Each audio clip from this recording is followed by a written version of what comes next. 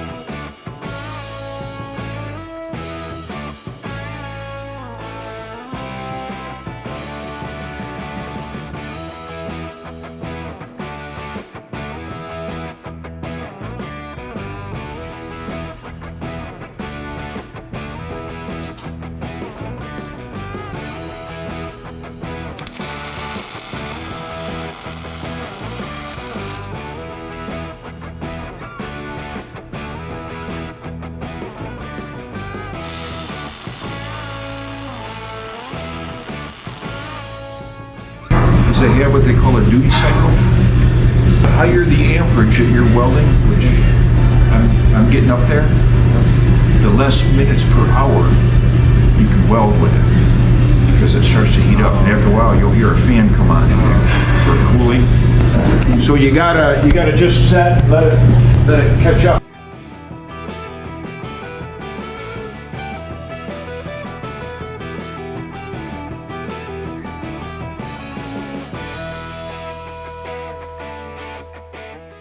Try to make this as streamlined as possible as far as its route, just so the wire doesn't bind in it.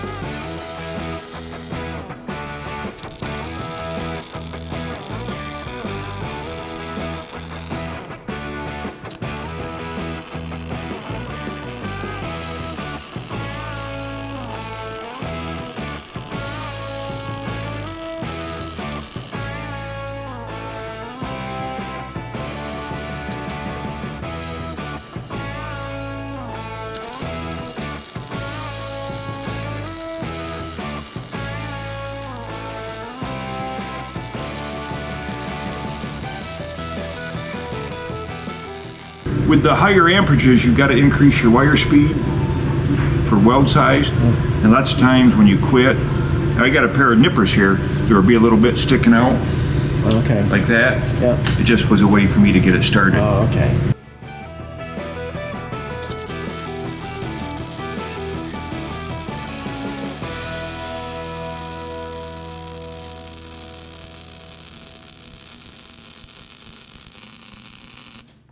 I'm doing mass welds, and you know, back in the day I could do that whole thing. The welder isn't probably quite up to that. Yeah. So what I'd like to do is, if you weld us a little bit, I like to come into it. You know what I mean? In other words, this will come into that and kind of, okay. You know.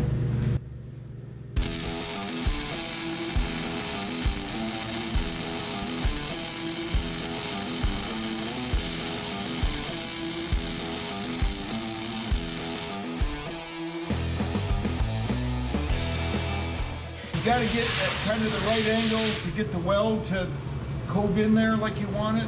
You know, it's probably going to burn into the flat, easier and it's going to burn into the edge, into the vertical edge. I try to favor the vertical edge.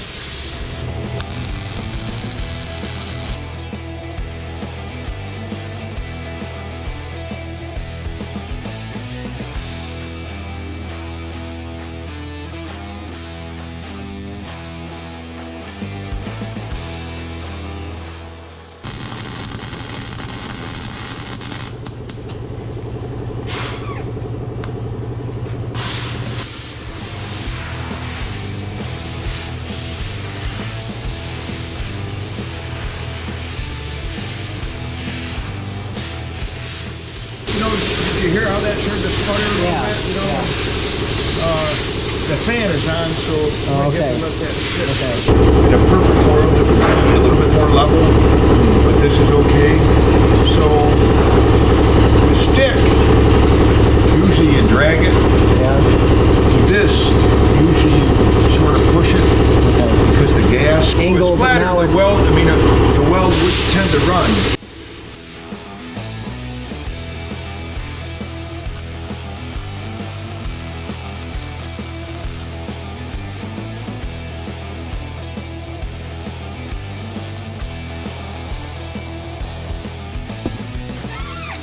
Pipeline welders, right, who are the best welders in the world, their pipes get x-rayed. Pipeline welding, and I used to be able to do it really well. You don't just do it on pipe. The standard method for vertical, you know, if you got a piece of 36-inch pipe, not much is going to be flat, right? So the absolute go-to method is called vertical up, where you start at the bottom and you weld your way up. Vertical down is not allowed. That way you have no chance of the weld running. You can see your weld zone fill ahead of you, you know. Same way with any structural stuff, you know, stuff that you really want, you know, I've done it here lots of times. Stuff you really want nailed, vertical up, you know. Is it slower? Or what's the disadvantage? Is there any disadvantage to it? It's like why won't you go up here then? Well, for this it's not. I mean, because MIG, it's not quite as applicable. Because there's no flux. You can have it run on you, but it sets up quicker, so you can, you know, this is more all position. But stick is what, you know, you don't weld pipe with a MIG. You weld it with stick.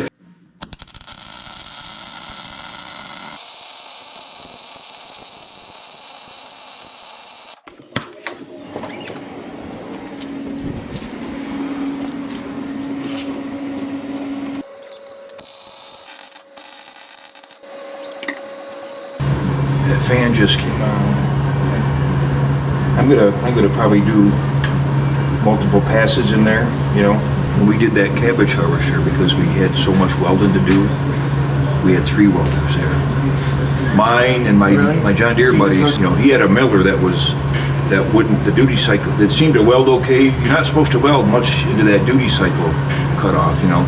You're supposed to kind of wait for that fan. And it seemed like this is kind of getting, I don't know if that's why this is getting a little bit buttery.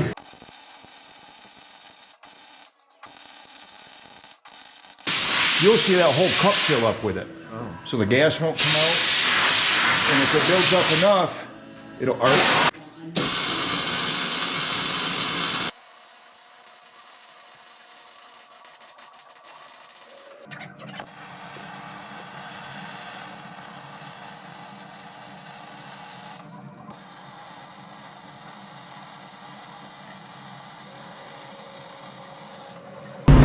It's nice to try to keep movement on it, because once this whole thing starts to get up the temperature, you get more penetration at a lesser setting. You know?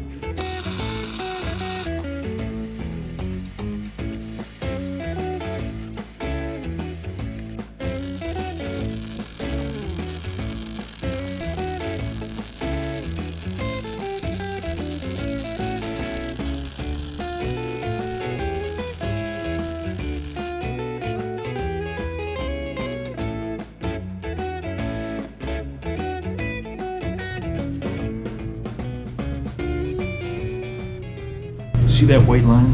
Yeah. That's the center of that. Okay.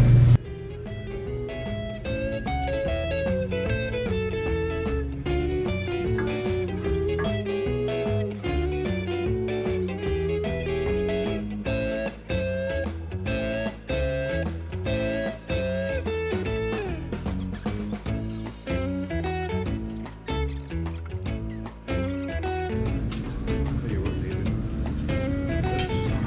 Let's index both sides off of the flanges.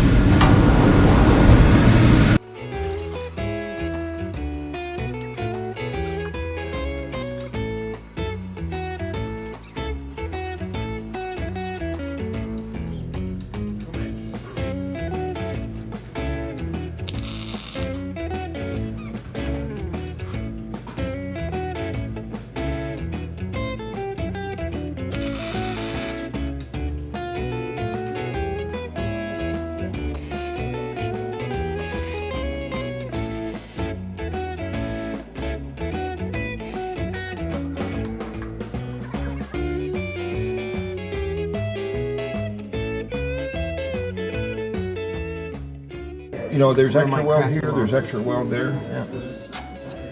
Okay. And I was able to knock that bushing out. That's in there pretty tight. Might pay to kind of clean that up a little bit. Okay. Bushing's right here.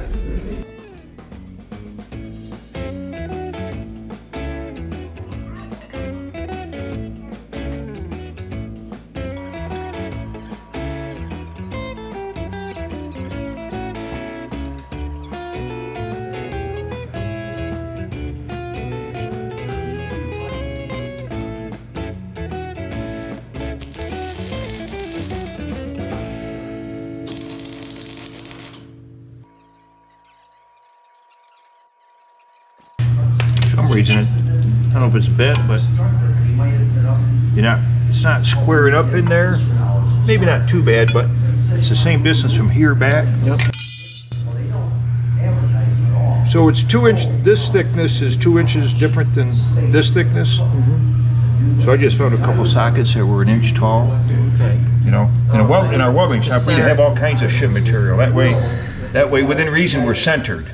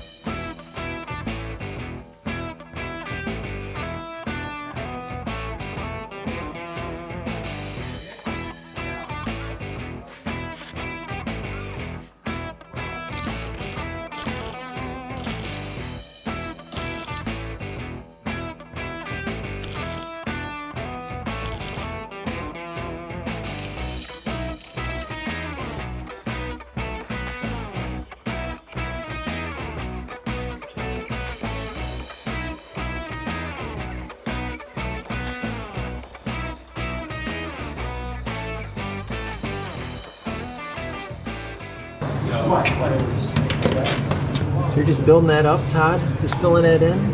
Well, the gap was pretty big. Yeah. So you can't just weld the gap full. Did you hear me? Yeah. Feathering the trigger. Yep. You got to weld. You got to let it set up. Yeah. You got to go to the other end, build it up. Then once it's built up, I just made multiple passes over top of it. Okay. How big of a gap can you span? It depends on the thickness. The thicker it is, like I'm gonna fill that in right there. That's a pretty good sized gap.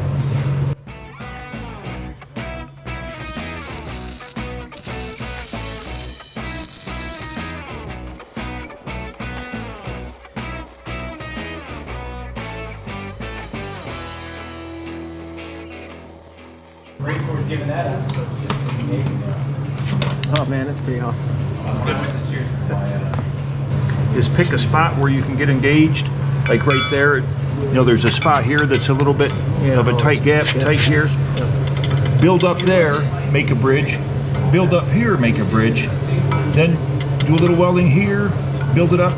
Just keep going back and forth, because You got to give it that instant to set up, because if you just keep welding, it'll just melt. Then I just did a few passes. You know, this is, in my view, a poor design. What I mean by that is, I think I put 2 or 3 of these in over the years. You know, this is the pivot point here. So, you know, if you're grabbing brush, logs, whatever, and you know, that's meant to come square into your bucket. Yeah. If it comes square into your bucket every time, it doesn't put much stress on that. But if you got debris in there, it's always going to be tweaking every time. Which makes that almost not even worth having. But we're doing it. You know what I mean?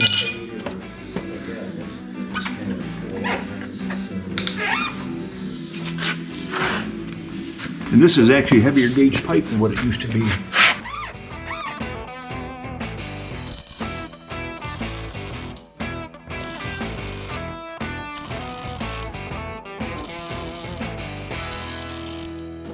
This is a spot where sometimes, remember I told you if you go downhill too steep, the stuff will kind of float? Yeah. Going downhill lets it kind of flow a little bit, you know what I mean? It lets you kind of fill a little bit without... It helps in this case. Yeah.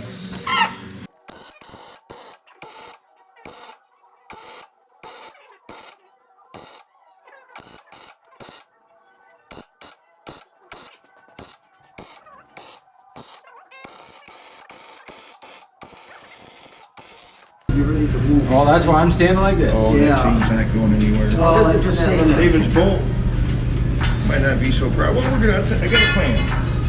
I may not have the answer, but I got a plan. Keep going. All right. Keep her going.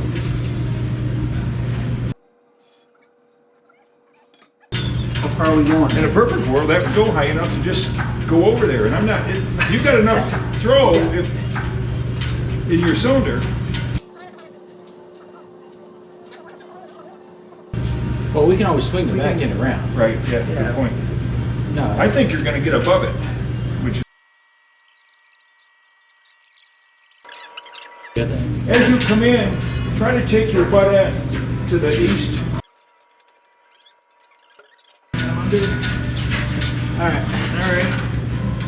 All right, stop right there. Bring it down a little bit. We have it set right there, and rechain it, and then pull that top up.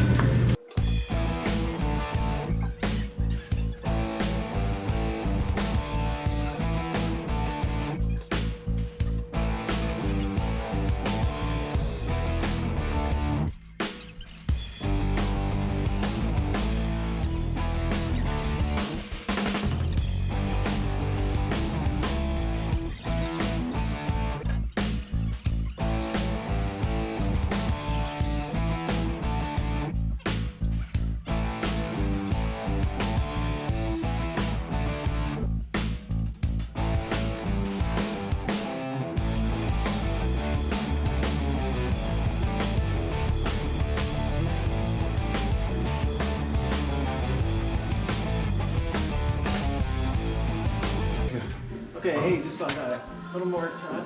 Why don't you see if that'll start? That is tapered. Let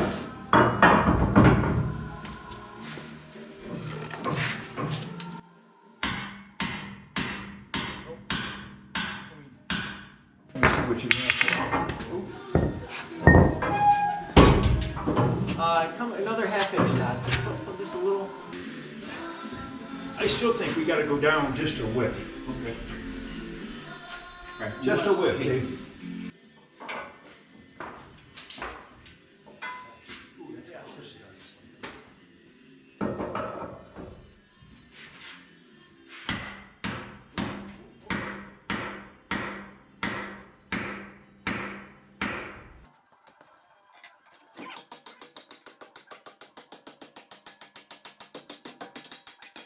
Sweet. Yes. Good driving. All right.